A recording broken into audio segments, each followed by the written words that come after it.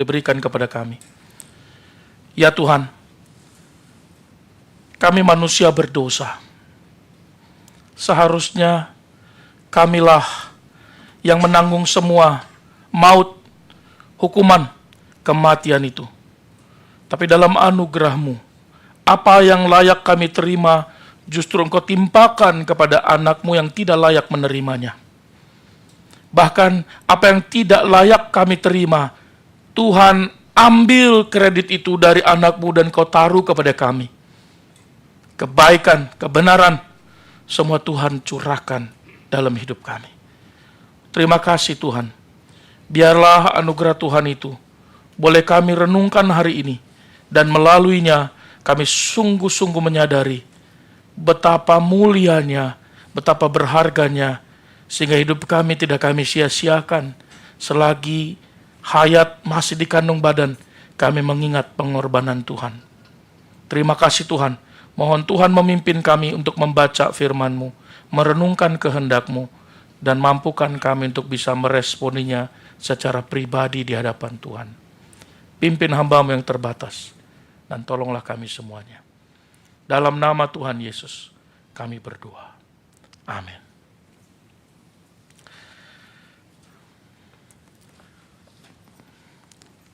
Shalom. Selamat Hari Jumat Agung untuk kita semua. Selamat merayakan anugerah Tuhan yang besar itu di dalam hidup kita masing-masing. Saudara-saudara, hari ini mari kita merenungkan bersama-sama perkataan terakhir dari Tuhan Yesus di atas kayu salib. Dan kemudian Dia menyerahkan nyawanya. Mari kita membaca beberapa ayat dari Lukas pasal 23, khususnya yang terambil dari Lukas pasal 23 ayat 44 sampai 49. Mari kita membaca bersama-sama secara responsoria. Saya akan membacakan ayat 44, Bapak Ibu membaca ayat yang ke-45. Yesus mati. Ketika itu, hari sudah kira-kira jam 12. Lalu kegelapan meliputi seluruh daerah itu sampai jam 3.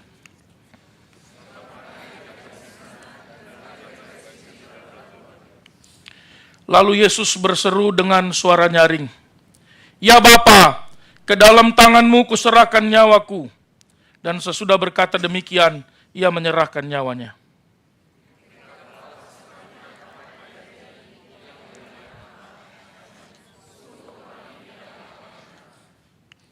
Dan sesudah seluruh orang banyak yang datang berkerumun di situ untuk tontonan itu, melihat apa yang terjadi itu, pulanglah mereka sambil memukul diri.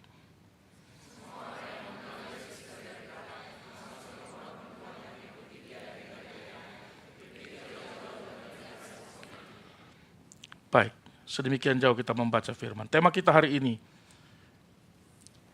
perkataan Yesus yang terakhir, "Ya Bapa, ke dalam tangan-Mu kuserahkan nyawaku." Saudara, mari kita arahkan pandangan kita kepada kata-kata terakhir yang disampaikan oleh Tuhan Yesus di atas kayu salib. Lukas mencatat kalimat ini dengan begitu jelas sekali. Dan ada sesuatu yang sangat penting mengapa dia memilih kalimat itu. Mengapa dia menggunakan kalimat itu. Mengapa dia menggunakan frasa itu. Saudara, mari kita melihat ada 3 hal penting hari ini. Yang pertama, mari kita lihat makna kata itu, kata yang ke-7 itu. Saudara, secara keseluruhan, Yesus itu mengucapkan sebanyak 7 perkataan. Bahwa bagi orang Yahudi, 7 itu menjadi sesuatu yang meaningful, sesuatu yang penting, sesuatu yang diperhatikan, saudara. Karena angka itu, 7 itu dikaitkan dan dihubungkan dengan sesuatu yang sempurna atau selesai. Jadi 7 itu bicara tentang sesuatu yang sempurna, sesuatu yang selesai, telah lunas, telah diselesaikan. Bagi orang Yahudi, fakta bahwa Kristus berbicara 7 kali menyeratkan bahwa dia lengkap berbicara, bukan hanya lengkap karyanya, tetapi juga dia telah sempurna di dalam seluruh firman yang dia sampaikan selama dia di dalam dunia. Bagi orang Yahudi, 7 juga tidak berdiri sendiri, saudara-saudara. 7 itu dihubungkan dengan bukan hanya perkataan Yesus, tetapi juga 7 hari riwayat penciptaan. Pada hari ke-7, Tuhan beristirahat, saudara. Setelah dia menciptakan, 6 hari lamanya dia melakukan penciptaan. Dalam Kejadian pasal 2 ayat yang pertama, demikianlah diselesaikannya langit dan bumi dan segala isinya. Tapi pada ayat yang kedua dikatakan, pada hari yang ke-7, Allah menyelesaikan pekerjaan yang dibuatnya itu. Dan pada hari yang ke-7, dia beristirahat dari segala pekerjaan yang dibuatnya. Nah, saudara yang dikasih Tuhan Yesus Kristus, karya penciptaan itu sendiri dapat dibandingkan dengan karya penebusan Kristus di Kalvari. Penebusan adalah karya yang jauh lebih mahal, jauh lebih mulia daripada penciptaan, saudara. Penciptaan dunia terjadi melalui firman, betul? Ketika Allah berfirman, jadilah, maka jadi apa yang difirmankan Allah. Tetapi ketika bicara penebusan, dia tidak hanya bicara tentang firman, tapi dia bicara kematian. Dia bicara tentang anaknya yang dia serahkan itu kepada dunia ini untuk menjadi korban pengganti. Firman-Nya itu memiliki kuasa untuk mencipta. Saudara, tetapi menebus dunia tidak cukup hanya perintah, tidak cukup hanya firman Allah. Menebus dunia tidak dapat dicapai tanpa melalui darah dan kematian anak Allah. Maka kalau saudara membaca buku John Stott, dia akan mengatakan kalimatnya dengan jelas.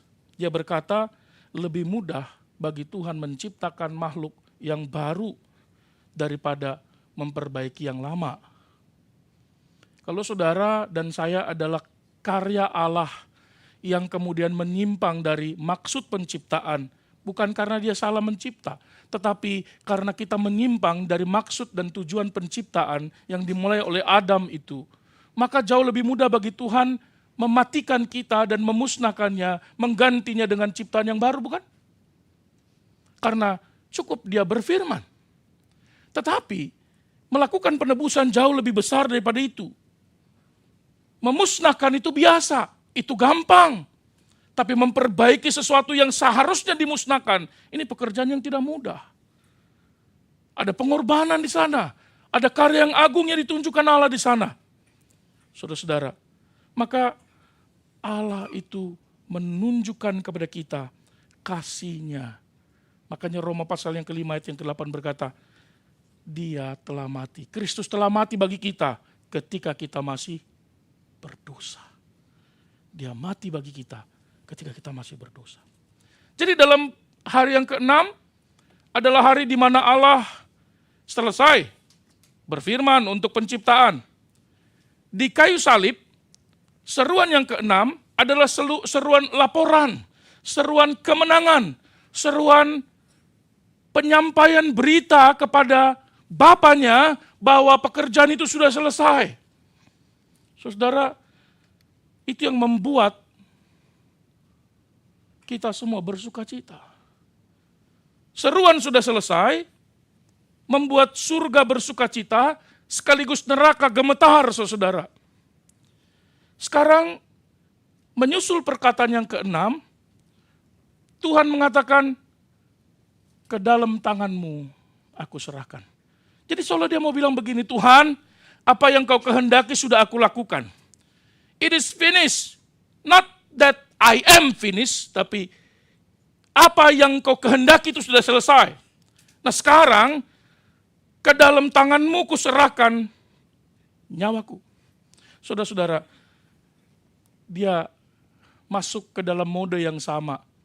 Pasal yang ke-46 ini seperti Kejadian pasal yang pertama. Saudara, seruan nyaring sudah selesai, sudah diserukan. Kehancuran sudah berakhir. Penebusan sudah tercapai. Dan karya penebusan itu telah selesai dikerjakan. Waktu dia berseru sebelum dia mengatakan sudah selesai, dia berkata, "Allahku, Allahku, mengapa engkau meninggalkan aku?" Bukan? Tetapi saudara, anak domba yang tadinya ditinggalkan di dalam kehinaan karena dia menanggung semua dosa dan beban penghukuman manusia itu, sekarang dia kembali kepada mode awalnya. Dia mengatakan kalimatnya dengan jelas, "Allahku, Bapakku, Tuhanku." Dia tidak lagi menggunakan istilah Allahku, Allahku, mengapa engkau meninggalkan aku? Tapi dia kembali, Bapa, ke dalam tanganmu. Kenapa dia berubah ya? Sekali lagi dia mengatakan Bapa. Mengapa? Karena seruan yang keenam mengatakan sudah selesai. Persekutuan sudah diperbaharui. Dosa, maut, kuasa kegelapan yang seharusnya itu ditanggung oleh manusia, ditimpakan kepada dirinya, dan Kristus sebagai korban pengganti itu sekarang penghalang antara Allah dan manusia. Tidak ada lagi. Tabir bait suci sudah terbelah. Tidak ada lagi pemisahan antara yang maha kudus dengan manusia yang berdosa ini. Karena ada jembatannya, ada katalisnya yaitu Kristus melalui salib. Saudara-saudara, jadi sekarang tidak ada penghalang Allah dan umatnya yang telah diampuni itu. Dan tidak ada satupun yang boleh berkata dia adalah orang berdosa ketika dia telah percaya dan menerimanya secara pribadi kepada Allah. Amin. Saudara, semua murka Allah karena dosa telah dipadamkan dan diredahkan melalui kematian Kristus. Dan ini sama dengan semua yang dinubuatkan oleh para nabi. Jauh sebelum Kristus ada bahkan. Saudara-saudara, semua lambang, semua simbol, semua upacara, semua penggenapan nubuatan sudah digenapi, sudah diberitakan. Satu hal yang tersisa, yaitu penebusan dosa melalui tindakan kasih Kristus itu. Yaitu tercabiknya tubuhnya. Rohnya, kematian itu dialami. Saudara, peringatan ini sebenarnya peringatan kematian sudah diperingatkan Tuhan kepada manusia, bukan? Saudara masih ingat bukan kalimat ini? Jangan makan pohon pengetahuan yang baik dan yang jahat itu. Sebab pada saat kamu memakannya, pada hari engkau memakannya, waktu engkau memakannya, pastilah engkau mati. Tapi kematian itu sekarang ditimpakan kepada Adam yang kedua, yaitu Kristus. Yesus merasakan kematian bagi kita. Yesus merasakan kematian karena kita. Yesus meninggalkan dunia orang-orang yang berdosa ini dan akan kembali kepada Bapanya. Itulah sebabnya kalimat itu muncul. Bapa, ke dalam tanganmu kuserahkan nyawaku. Maka pada waktu dia mengucapkan kalimat ini, dia sedang berkata, aku meletakkan mahkota duri ini dan menggunakan mahkota kemuliaan, duduk di sebelah kanan Allah, dia beristirahat. Seperti Allah beristirahat pasca pekerjaan penciptaan itu. Tetapi apa maksudnya saudara menyerahkan nyawanya? Menyerahkan nyawanya, kata-kata ini saudara, bukan kata-kata Tuhan Yesus murni. Karena sesungguhnya ini adalah kutipan dari kitab suci. Kata-kata yang dia ambil dari Mazmur pasal 31 ayat yang ke-6 saudara. Dia menambahkan kata Bapa kepada ayat yang ke-16. Saudara, kata Bapa di situ muncul sebagai tambahan daripada kalimat Kristus. Karena orang Yahudi sesungguhnya tidak menyebut Bapa itu sebagai Bapa, tetapi Allah bukan? Tapi saudara, tahukah kita bahwa ayat ini sebenarnya adalah ayat yang biasa dinyanyikan atau diajarkan kepada anak-anak yang masih kecil, dari usia kecil, bahkan mungkin masih bayi. Setiap kali mau tidur saudara, mereka selalu membacakan ayat sebelum dia tidur. Ayat yang menjadi doanya, ayat doa bagi setiap anak-anak Yahudi. Doa dari kecil sudah diajar, dan setiap malam sebelum dia tidur, anak-anak Yahudi membacakan ayat Mazmur ini saudara. Mazmur pasal 31 ini. Saudara, seolah-olah ini menjadi doa sebelum mereka tidur. Kalau saudara tidur, apa doanya? Selamat malam Facebook. Let's go to sleep. Sleep mode on. Wah. Apa yang kita lakukan ketika kita tidur? Saudara, kalimat ini muncul saudara. Ke dalam tanganmu lah kuserahkan nyawaku. Kalau aku tertidur dan ketika aku tidak lagi bisa bangun, aku percayakan seluruh nyawaku kepadamu Tuhan. Tapi kalau aku besok bisa bangun, aku tahu Engkau Allah yang setia dan berkasih karunia seperti hari sebelumnya bagiku. Itulah doa penyerahan dari seorang anak yang diajar dari kecil, saudara. Di kayu salib, ketika dia mau mengakhiri hidupnya, di tengah penderitaannya, dia kembali berdoa. Dan kemudian membacakan kalimat itu kembali. Apa yang diajarkan oleh mamanya pada waktu kecil. Bapa, aku sudah selesai. Dan sekarang aku akan menyerahkan hidupku ke dalam tanganmu. Dan pada akhirnya saudara, saat penderitaan akhir hidupnya, sekalipun tubuhnya tersiksa, hampir tidak bisa dikenali lagi. Justru pikirannya yang pertama-tama mengingat adalah doa yang dia pelajari pada waktu kecil, bukan? Dan Tuhan Yesus tidak pernah meremehkan anak kecil, bukan? Bukankah dia berkata, biarkanlah anak-anak itu datang kepadaku, karena mereka yang mempunyai kerajaan sorga. Tentu yang Tuhan maksud bukan sorga itu milik anak-anak. Perlu membedakan children dengan childish. Child and childish. Anak dan kekanak-kanakan. Banyak orang dewasa kekanak-kanakan. Tapi banyak anak-anak justru lebih banyak mengingatkan orang dewasa. Dan lebih dewasa daripada orang dewasa. Doa tersebut memiliki makna yang dampaknya yang sama dengan doa yang dipanjatkan setiap anak malam-malam, saudara. Doa penyerahan yang total.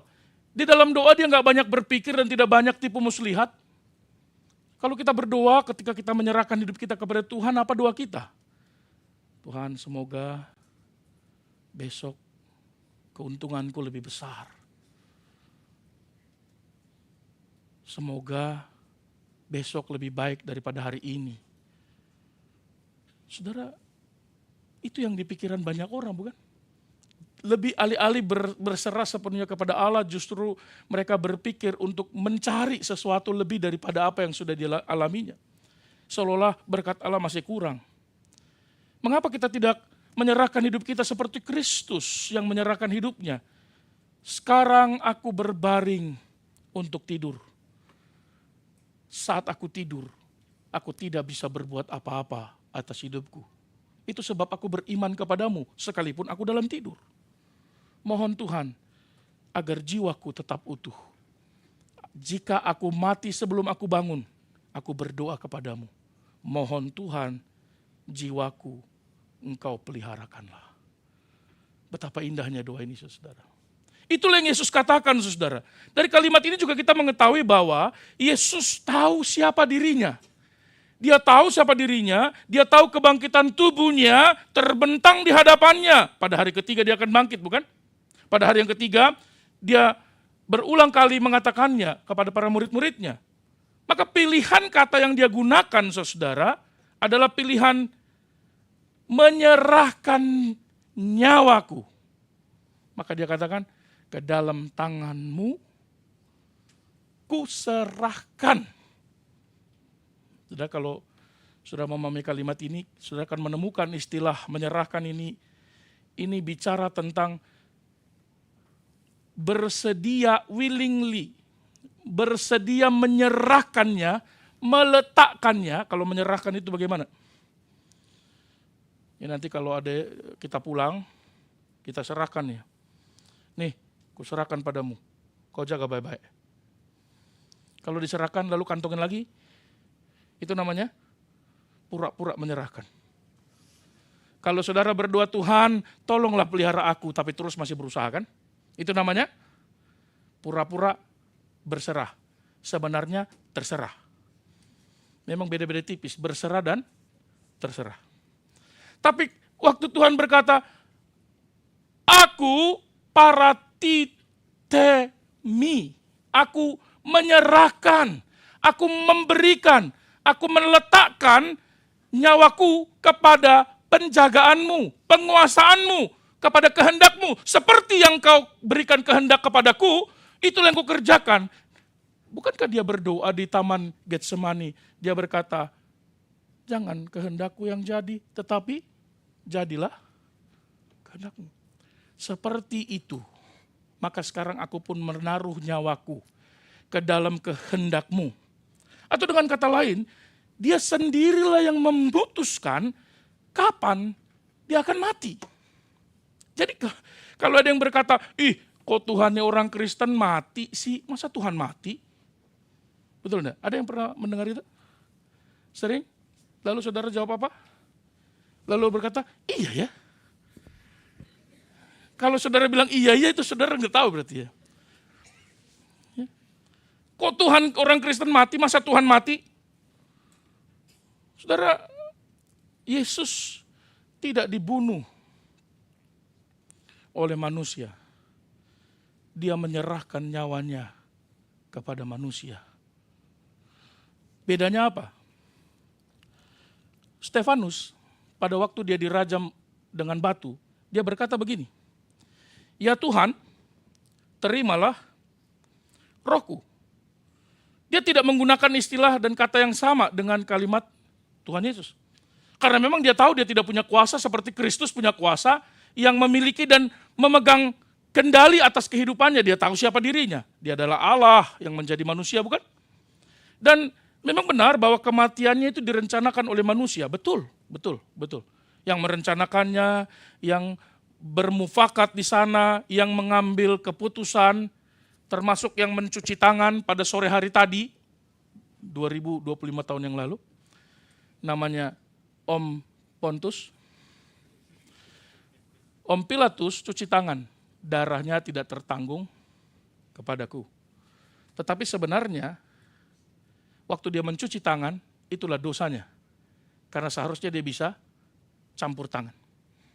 Saudara-saudara, dia yang diserahkan Allah menurut maksud dan rencananya. Coba saudara perhatikan ayat ini. Kristus diserahkan oleh Allah dengan maksud dan rencana Allah sendiri. Dan sekarang siapa yang menyalibkannya?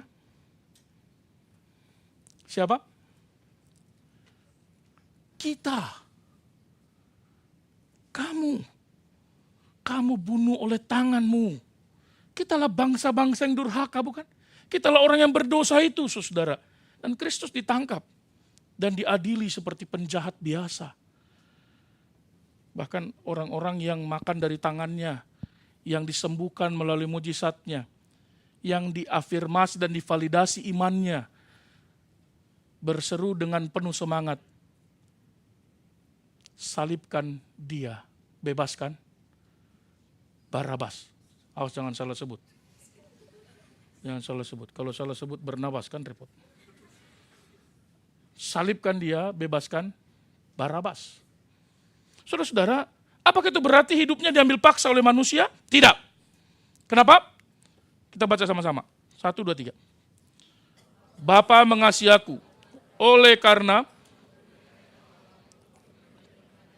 18, tidak seorang pun mengambilnya daripadaku, melainkan aku memberikannya menurut kehendakku sendiri. Aku berkuasa memberikannya dan berkuasa mengambilnya kembali. Inilah tugas yang kuterima. Nyawanya tidak diambil daripadanya.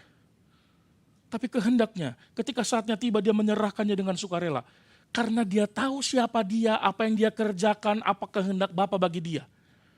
Karena pengetahuan yang dia tahu itu, maka dia berkata, manusia tidak membunuh saya kok. Saya yang datang menyerahkan nyawa saya. Inilah sahabat itu. Dia tahu kapan waktunya akan mati. Dia tidak takut mati. Dia bahkan siap mati. Dan bersedia mati tanpa kemarahan dan kepahitan. Dia mati dan dia tahu kemana dia mau menuju pergi. Kembali ke tangan Bapaknya. Kemana kita pergi setelah kita mati? Kemana Anda pergi kalau Anda mati hari ini? Kemana Anda pergi kalau Gunung Fuji meletus dan pancaran batunya sampai ke gedung ini? Dan kita semua mati. Coba tanya kepada diri kita, Tuhan kemana kau pergi? Apakah kau bersama dengan Kristus? Bersama dengan Bapa? Atau jangan-jangan kita masih ragu, ya kemana ya aku pergi ya? Saudara-saudara, kematian Yesus adalah contoh bagaimana orang beriman menghadapi kematian. Dia tidak takut. Dia tidak dipenuhi dengan penyesalan atas kesempatan yang sudah terbuang. Karena dia telah mengerjakannya, sudah selesai. Ada banyak manusia menghadapi kematian dengan banyak penyesalan, bukan? Saudara, hari ini firman Tuhan mengingatkan kita, jangan sampai di akhir hidup kita kemudian penuh dengan banyak penyesalan, penuh dengan kesedihan, karena kita tidak melakukan apa yang menjadi kehendak Tuhan. Kristus melakukan semua kehendak Bapaknya, dan dia kembali kepada Bapaknya. Dia tahu apa yang dia kerjakan, dia tahu apa yang sedang dia lakukan. Saudara, orang yang percaya kepada Kristus, orang yang beriman itu menghadapi kematian persis seperti Kristus. Dia menjalani bagian hidup mereka dengan penuh anugerah, saudara. Mengetahui bahwa ada hari depan yang menanti dia. Dan dia tidak akan masuk ke dalam kematian yang kekal kedua kali. Tapi dia hanya akan mati satu kali. Hidup dua kali. Itulah kematian yang kekal itu. Orang-orang yang beriman, saudara, tidak membuat penderitaan itu sebagai excuse untuk meninggalkan Allah. Penderitaan itu justru makin membuat dia berpegang teguh kepada janji Tuhan. Karena itulah satu-satunya harapannya. Seperti Kristus memegang teguh firman Allah. Dan ketika kematian itu akhirnya tiba pada waktunya, dia memiliki keberanian dan berkata, kalimat penyerahannya kepada Allah. Waktu saya merenungkan bagian ini, saudara, saya jadi bertanya dan berseru, Tuhan, boleh gak nanti kalau saya mau mengakhiri hidup saya mengatakan kalimat yang sama seperti Kristus. Ke dalam tanganmu aku serahkan nyawaku. Saudara, mulai hari ini, mari berdoa seperti itu. Karena setiap malam sebenarnya kita harus menyerahkan hidup kita kepada Allah. Engkau dan saya tidak bisa mengendalikan hidup kita. Hati-hatinya bahayanya orang yang tinggal di Jepang. Dia merasa aman dan nyaman di sini. Kalau dia tidur, tenang, gempa 5,5 mah gampang. Bangunan ini kuat. Karena arsitek Jepang jago. Oh ya? Oh ya, saudara, tidak ada yang bisa menghalangi kematian ketika dia datang. Dengan cara apapun, kita akan segera pergi. Tapi pertanyaannya ketika kita pergi seperti orang yang beriman. Kita pergi dalam kepercayaan dan penyerahan, atau kita pergi dalam penyesalan dan ketidakpercayaan. Pertanyaannya itu. Yang ketiga, lalu apa dampak kematian Kristus, saudara? Dampak penyerahan Kristus ini kepada kehidupan kita. Saudara, dari teks ini kita dapat melihat ada dampak kematian Kristus kepada, paling tidak dia menyoroti, Lukas menyoroti ada 3 dampak yang terjadi pasca Kristus mati. Pertama, kematian Kristus itu memberi dampak yang sangat dalam sekali kepada sang perwira. Kemungkinan menurut tradisi namanya adalah Longinus. Longinus ini adalah kepala dari pasukan 100 orang. Karena disebut Hekatontarches, bahasa Yunaninya artinya the first among hundreds. Orang yang pertama dari yang 100, saudara. Saat Kristus menyerukan kalimatnya, menyerahkan nyawanya, karena karya penyelamatan itu langsung dimulai dan salib itu langsung segera menarik semua orang-orang yang ada dalam dunia ini. Dan pribadi yang pertama yang dicatat oleh Lukas adalah orang kafir sekaligus orang non-Yahudi. Seorang prajurit Roma yang memimpin eksekusi. Ia adalah pemimpin militer Romawi yang berpangkat tinggi dan cukup berkuasa.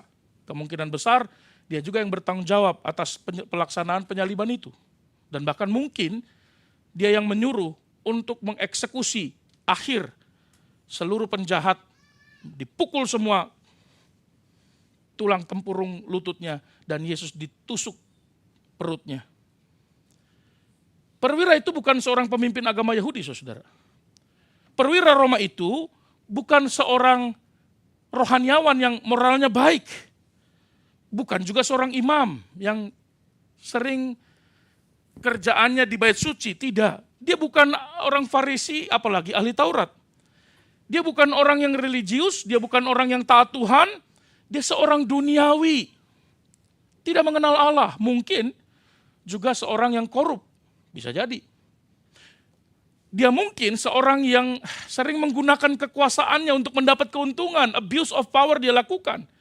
Dan yang pasti dia adalah orang berdosa, dia orang kafir, kan dia orang Romawi. Tetapi menarik saudara, ketika kita melihat kalimat ini saudara, dalam terjemahan aslinya dan bahasa Inggrisnya terjemahkan kata now when the centurion saw. Kata when itu muncul berkali-kali dalam beberapa ayat.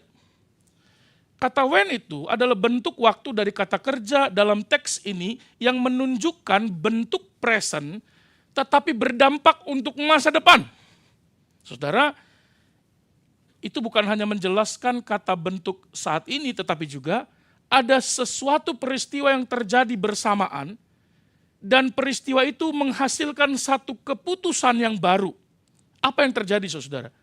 Setelah dia memperhatikan, setelah dia mendengarkan perkataan Yesus, memperhatikan proses penyaliban, dan dia menyaksikan kegelapan itu terjadi, gempa yang besar itu terjadi, pada saat itu kemudian dia menyadari, saat itu juga, setelah sekian dia memperhatikan, mendengarkan, menyaksikan, saat itu juga, dan seterusnya, saat itu juga, dia mengakui bahwa Yesus adalah orang benar.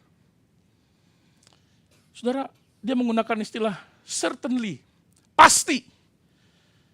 Waktu dia berkata, tentulah orang ini adalah orang benar.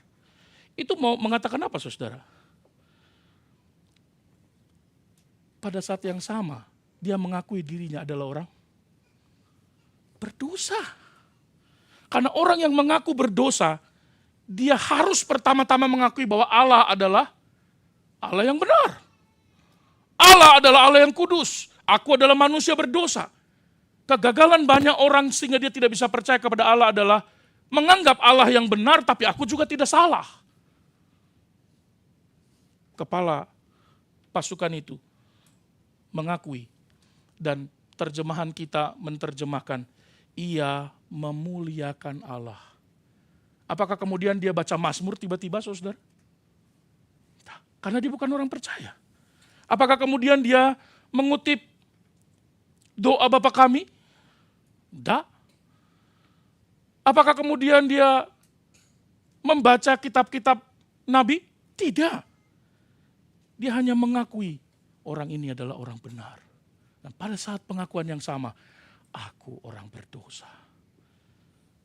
Struktur bahasa Yunani menunjukkan istilah orang ini sesungguhnya itu bicara tentang kepastian sesuatu yang diyakininya, dipercayainya, benar-benar adalah yang benar. Itu terjemahannya sebenarnya.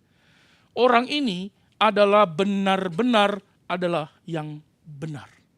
Kalau dia benar, yang menyalibkan siapa? Lah yang ngomong tadi.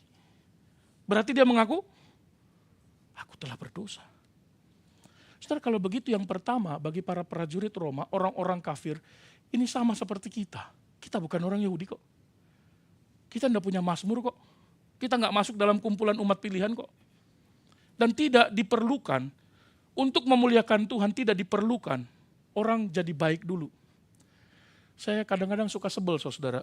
Kalau tanya, ayo kita PA, ayo kita ibadah. Aduh, aku masih jahat nih. Nantilah tunggu aku benar dulu baru aku melayani lah. Saudara perlu belajar, seandainya kita bisa undang kepala pasukan ini untuk jadi pembicara hari ini, mungkin dia akan berkata, kalau kau selalu mengatakan kalimat itu untuk menghindari pelayanan, kusalibkan kau, katanya. Karena aku bukan orang benar kok. Aku bukan orang suci kok. Tidak perlu orang bermoral terlebih dahulu untuk bisa memuliakan Allah. Buktinya aku, kata kepala pasukan. Aku bahkan punya istri di rumah dan wanita di luar. Loh, itu kebiasaan orang Yunani. Bukankah itu yang dikatakan Paulus kepada Timotius, kepada Titus? Para penatua seharusnya beristri satu, tidak bercabang lidah, tidak penyuka anggur. Kenapa? Untuk membedakan para penatua dengan pelayan-pelayan di kuil-kuil Artemis. Dia bukan orang religius kok. Tapi dia mengaku dengan mulutnya. Dia percaya dengan hatinya. Dan dia berkata, truly, certainly, dia adalah orang benar. Dan aku orang berdosa. Dia tidak layak menerima ini. Seharusnya akulah. Karena aku telah melakukan sebuah kesalahan. Saudara, hari itu, perwira yang bernama Longinus itu hidup baru dan ikut Tuhan. Hidupnya diubahkan. Dan Lukas mencatat, dia memuliakan Allah. Kedua, ada kelompok orang banyak, saudara. Tentu saja orang banyak ini adalah orang-orang Yahudi. Orang-orang beragama. Mereka menyaksikan dia. Bahkan ikut mengiringi dia. Menyoraki dia di dalam perjalanan menuju ke Bukit Tengkorak. Mereka melihat seluruh peristiwa. Merasakan seluruh fenomena alam yang terjadi. Persis seperti Longinus itu. Apa yang terjadi saudara kepada orang banyak ini? Kita baca sama-sama. Dan sesudah seluruh orang banyak yang datang berkerumun di situ untuk tontonan itu, melihat apa yang terjadi itu, penyaliban juru selamat kita pun jadi tontonan. Empati tidak ada lagi. Simpati apalagi. Yang ada hanya sebuah keramaian yang tidak punya kepedulian. Tetapi melihat itu saudara-saudara, hati mereka juga masih tetap tersayat saudara. Kalau saudara membaca surat Zakaria 12 ayat 10, saudara akan menemukan orang banyak itu akan menangis. Pedihnya hatinya seperti anak sulungnya mati. Jadi sedih banget saudara. Orang banyak itu sedih juga. Emosionalnya terganggu, disentuh. Mereka bahkan memukul-mukul diri. Itu adalah tanda duka cita, tanda ratapan.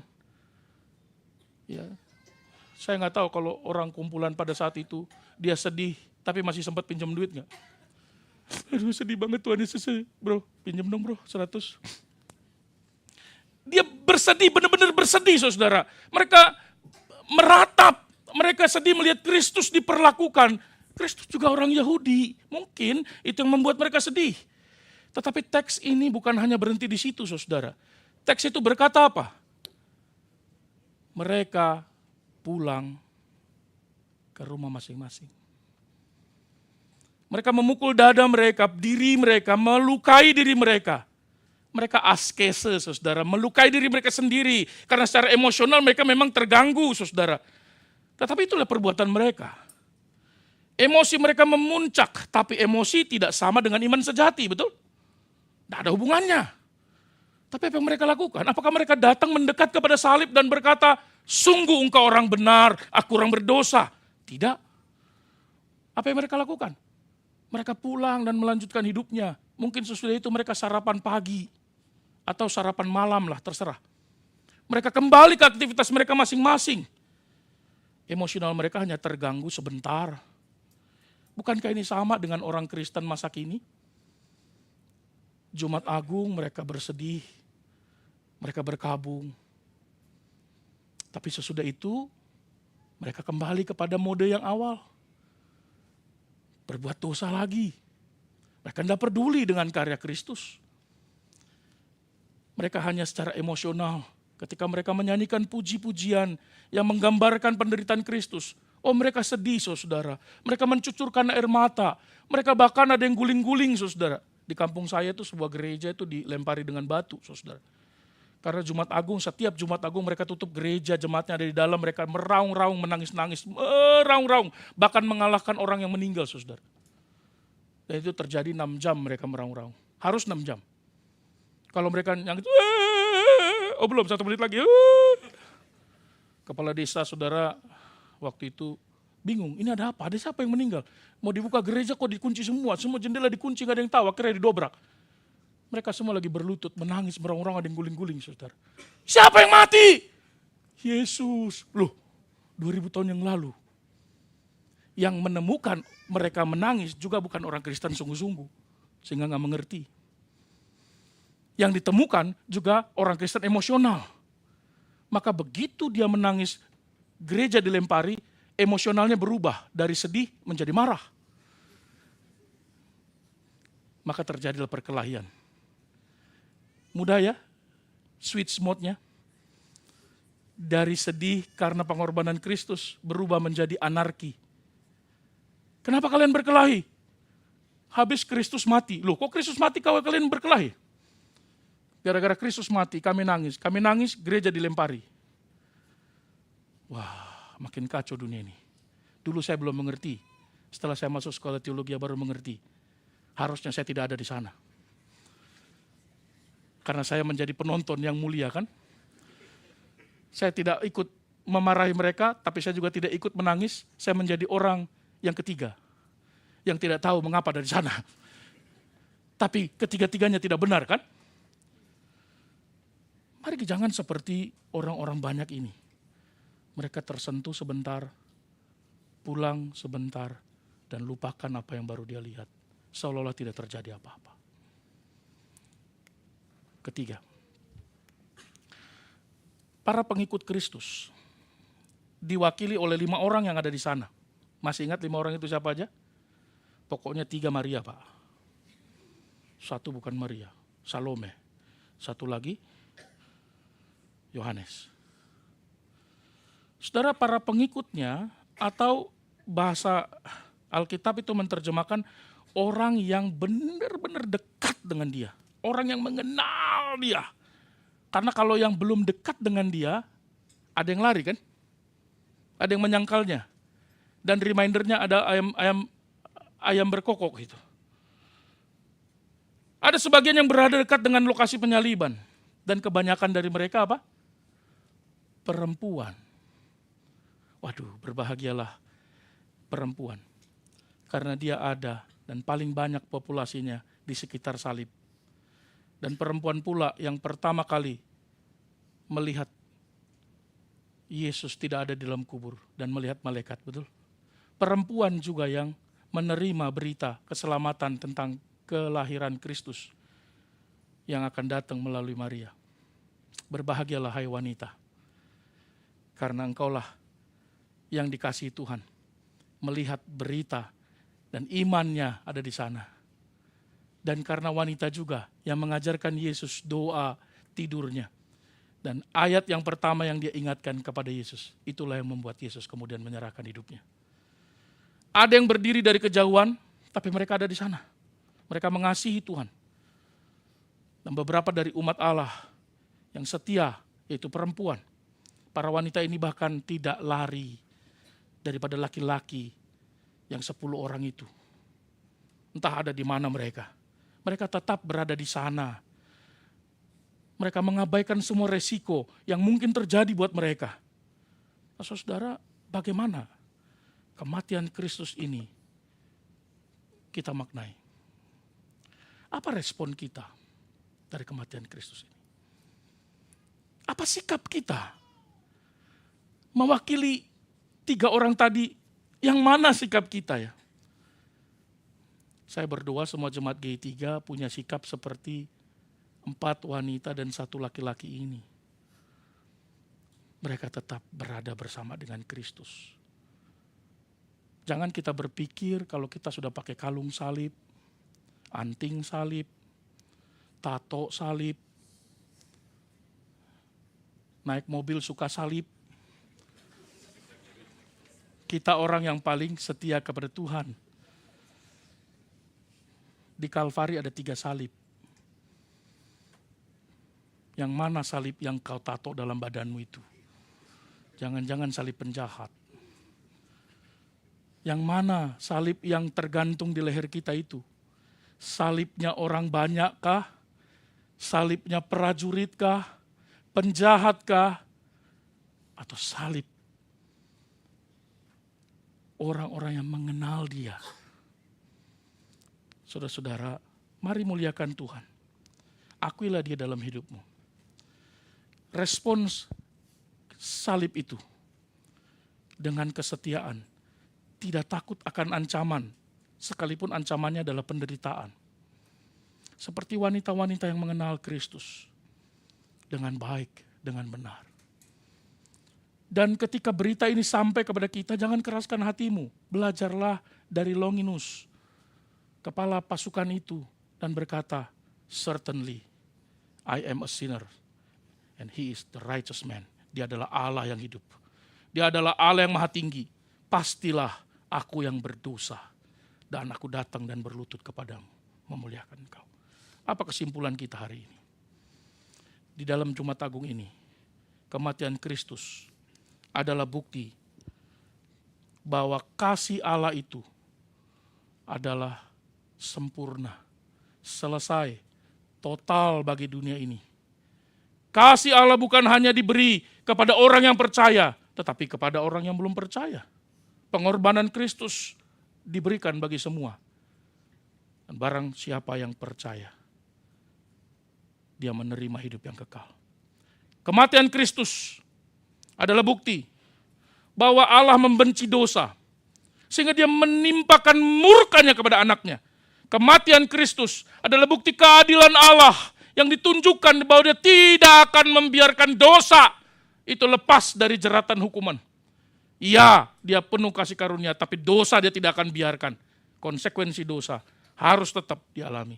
Karena Allah itu Allah yang mengasihi, tapi sekaligus Allah itu adalah Allah yang adil, saudara. Dan kasih Kristus, kematian Kristus itu menyingkapkan siapa diri kita. Menunjukkan siapa kita dan bagaimana kita berespon. Seperti 3 kelompok tadi. Nah, pertanyaannya bagaimana engkau dan saya merespon kematiannya. Hari ini, mari kita berdoa, mari kita bangkit berdiri. Kita berespon kepada Tuhan. Kita berdoa, memohon kepadanya. Apa yang harus aku katakan, aku lakukan kepada Allah. Mari kita berdoa.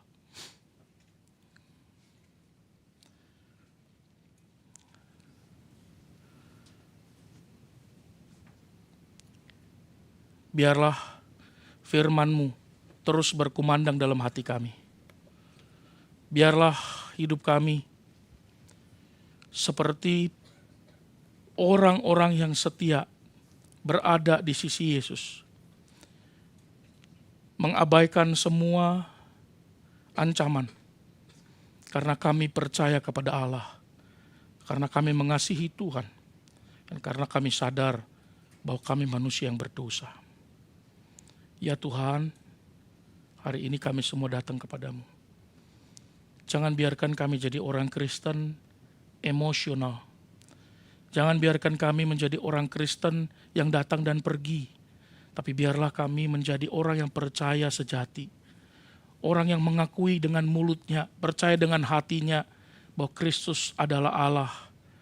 Dan Allah itu mengasihi kami, mati bagi kami. Dan kami adalah manusia berdosa. Manusia yang selalu lemah. Dan ketika kami menginginkan sesuatu yang benar pun, kami selalu jatuh pada hal yang salah. Oh Tuhan, kami mohon, belas kasihan-Mu, pengorbanan-Mu yang telah Engkau berikan melalui anak-Mu ya Tuhan, kiranya juga memampukan kami untuk bisa hidup menyenangkan hati-Mu, memuliakan Engkau seperti Longinus, dan juga seperti Maria, Yohanes, dan semua wanita yang berada di sekitar salib. Tuhan, berkenanlah atas hidup kami. Dan tolonglah setiap anak-anak-Mu yang berada di perantauan ini, jauh dari keluarga, jauh dari persekutuan imannya di gereja. Dan kadangkala kami pun harus berjuang untuk bisa dapat bersekutu dengan-Mu. Pimpinlah semua jemaat-Mu yang mungkin bergumul hari ini, yang mungkin berat untuk menyaksikan hidup mereka sebagai orang yang percaya. Teguhkanlah hati mereka, kuatkanlah imannya, dan mampukanlah supaya tetap setia kepada Allah, sungguh-sungguh dalam kehidupannya. Mohon Tuhan dimuliakan, dan mohon Tuhan memampukan kami semua. Kami berdoa untuk semua jemaat-Mu yang mengalami kelemahan tubuh. Mohon Tuhan pulihkanlah, berikanlah kesembuhan kepada mereka. Pulihkanlah sehingga mereka mampu menanggung rasa sakit sampai Tuhan memberi kesembuhan kepada mereka. Tuhan, kami mohon kiranya Tuhan juga berkasih karunia kepada semua jemaat-Mu dan orang-orang percaya di seluruh dunia yang mungkin mencucurkan air mata karena tindakan orang-orang di luar mereka, karena penganiayaan, bahkan karena mungkin keputusan yang salah yang mereka ambil membuat mereka harus mencucurkan air mata. Tuhan berbelas kasihan kepada mereka. Mereka yang berpaling kepadamu, mereka yang berbalik kepadamu, Tuhan terimalah dan ampunilah. Dan mampukan kami semua untuk memiliki komitmen yang baru di hadapan Tuhan. Seperti Engkau mengajarkan kami berdoa, kami rindu berdoa kepadamu. Bapa kami yang di sorga, dikuduskanlah namamu, datanglah kerajaan-Mu, jadilah kehendak-Mu di bumi seperti di sorga. Berikanlah kami pada hari ini makanan kami yang secukupnya, dan ampunilah kami akan kesalahan kami, seperti kami juga mengampuni yang bersalah kepada kami. Dan janganlah kami ke dalam pencobaan, tapi lepaskan akan yang jahat. Karena Kau yang punya kerajaan dan kuasa dan kemuliaan sampai selama-lamanya. Amin. Silakan.